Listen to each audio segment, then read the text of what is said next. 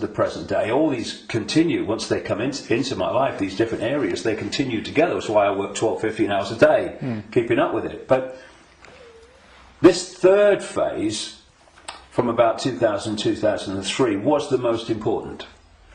Because without this, you can't really understand the rest. And that was about the nature of reality, the illusory nature of what we call physical reality, the fact that solidity is delusional, and that we live in a holographic, illusory physical reality, which is only one level of many multi-levels of this reality, which operates on a waveform level, vibrational level, it operates on an electrical level, it operates on a digital level, and it operates on the holographic level, which we in the conscious mind perceive as the world. And to appreciate that when I look through my eyes, another illusion funnily enough, which is why when people have near-death experiences, they leave the body and they're looking down on the body with the eyes, but they're still seeing.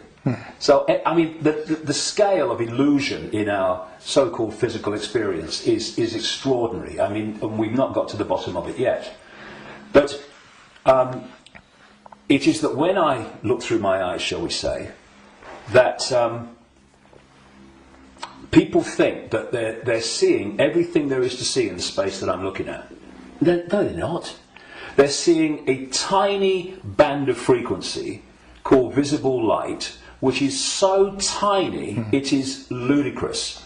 And the rest of what exists in this universe, and even mainstream science would say this, although it's Stone Age science I would suggest, but even it sees this, that the overwhelming, vast majority of what exists in this universe, in energy, matter, mass, whatever you want to call it, its different forms, we cannot see. And therefore, we are living, if you like, in like a holographic television channel. So, all I'm seeing now as I look here is this tiny frequency range called visible light. Channel 1. Yeah, but all the other levels of reality also share the same space as the one that we're experiencing.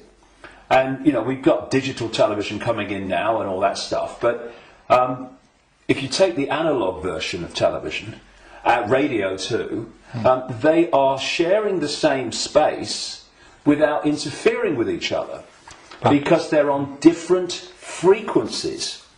And thus, interpenetrating this reality that we experience with the conscious mind, it are all the other realities where very, very different worlds are manifest, and with very different what we call laws of physics. And so it's from these frequencies that are very, very close to this one that we use the term with radio and television where interference takes place.